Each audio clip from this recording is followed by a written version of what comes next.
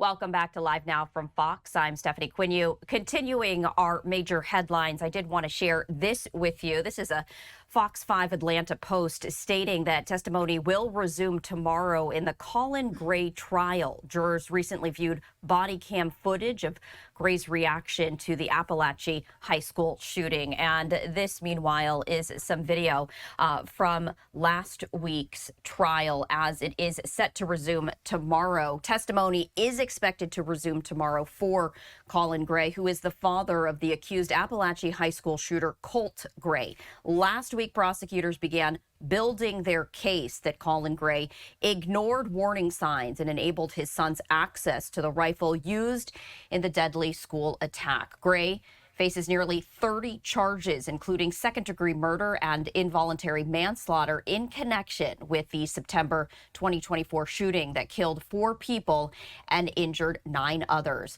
Prosecutors argue Colin Gray knew his son was obsessed with school shooters, even having a shrine in his bedroom to Nicholas Cruz, the shooter in the 2018 massacre at Marjory Stoneman Douglas High School in Parkland, Florida. And they also argue that Gray is criminally responsible for the shooting because he allegedly knew of warning signs and still allowed access to the firearm. They argue he failed to intervene despite red flags about his son's behavior and potential for violence. Defense attorneys, though, have maintained that Gray did not foresee the attack and have suggested that responsibility lies solely with the shooter. For more on this, I do want to bring in Kelly Hyman, who is an attorney, to talk more about the significance and also the arguments that we've already heard. And Kelly, we appreciate you joining us here on Live Now from Fox. Great to see you. Before we get into the specifics in terms of what we heard last week and also what we might be hearing in the coming days and weeks, can you share with our viewers the significance of this trial? This is a historic case, and here's why. This is the first time in Georgia in which a parent could potentially be held liable for a child's shooting. Now, this is the second case. The first case was in Michigan, in which the Crumleys were charged by being negligent for their son not maintaining a gun, and the jury came back and found them guilty. In this case, Colin Gray, who is the son of Colt Gray, has been charged with involuntary manslaughter, second-degree murder, and then also cruelty to children. So based on the evidence presented, if the jury believe in fact that he's guilty, he could potentially go to jail for 180 years. So Colin Gray, the father of Colt Gray, on trial, and during opening statements, we were hearing from the prosecution really outlining the timeline of events, but also, you know, the mental state and the emotional state of Colt Gray.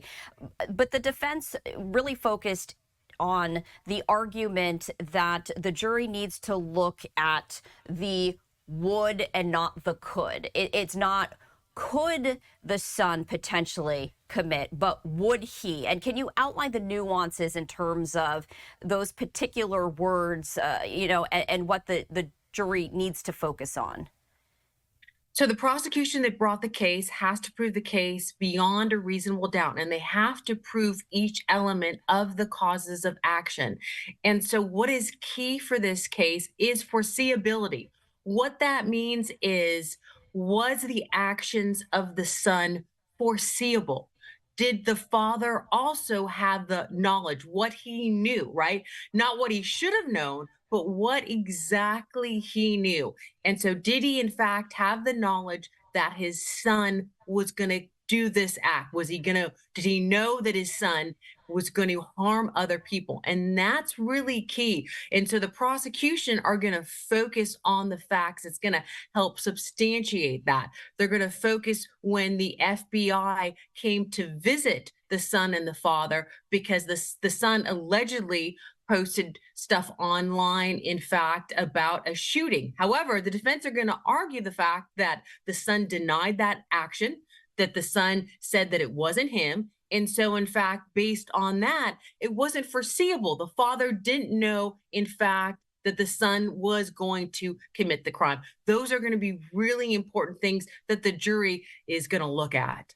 You also mentioned the Crumblies, the previous case, and this is not the first case in the United States where parents might be held responsible for the actions of their child. You know, can you talk about how the Crumblies sentencing, because both the mother and the father were found guilty in their particular cases, but can you talk about the precedent that particular case sets for this one?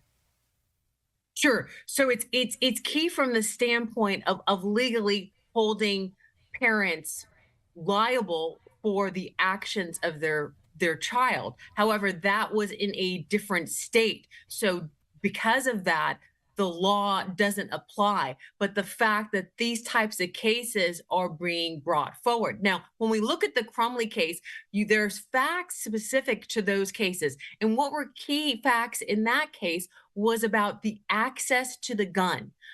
Did the parents lock up the gun? Did the parents make sure that the children did not have access to the gun? And also, because of that case, it changed legislation in regards to securing the gun as well. Now, that's going to be key currently in the case going forward against Colin Gray, because there's allegations, in fact, that the guns weren't locked up, that they were accessible to the son, that he had access to them as well. And so they weren't in a safe place. And so he was able to get access to them and bring them allegedly to the school and kill people. A lot of the arguments has focused on the mental health of Colt Gray, the son, the alleged high school shooter. Can you talk about how the issue of mental health might factor into the line of arguments that the jury will hear? Because of the fact of the parents' actions. In the opening, the prosecution made it very clear, according to them, that this is not about accountability. This case is not about accountability. It is about the actions of the parent or inactions of the parent.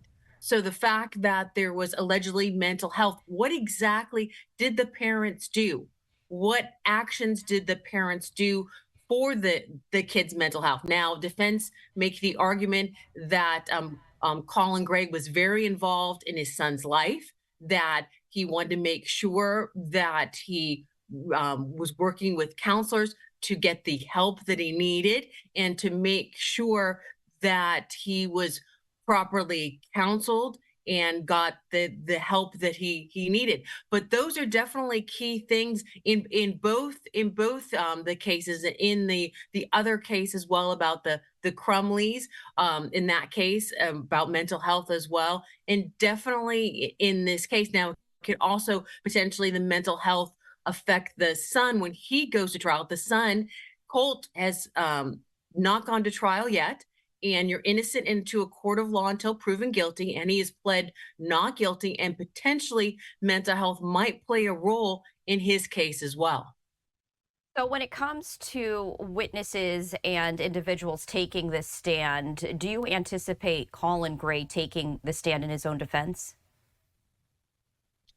I don't anticipate it, but you never know. Now, it's important to remember, from a legal standpoint, an attorney can advise the client, can say to the client, I don't feel like it's a good idea for you to testify based on the facts of why, but ultimately it's the client's decision. So Colin Gray could decide, yes, I want the jury to hear my side of the story. And the attorney might say to him, I think it might be helpful for you to do it. But we go back to the point that the prosecution has to prove the case, and it's their burden. So, with all that, I do not see him testifying in this case. And what about Colt Gray, the son? So, Colt Gray, I don't see him testifying in the father's case. I don't see that happening. I know that the father has, through his attorney, has asserted that, in fact, that it is not the father's fault, right? That he shouldn't be held accountable for someone else's actions as well. And now when we talk about the son, he has his own case and he has been charged with these crimes. I do not see him also testifying in his own case, as well as he's been also charged with involuntary manslaughter and murder as well. All right. It's going to be very interesting to see what happens in the coming days and weeks. Attorney Kelly Hyman, we appreciate, as always, you joining us here on Live Now from Fox. Great to see you. And we are going to be following all of the developments as testimony is expected to resume tomorrow in the Colin Gray trial. Any significant developments, we will share them with you right here on Live Now from Fox.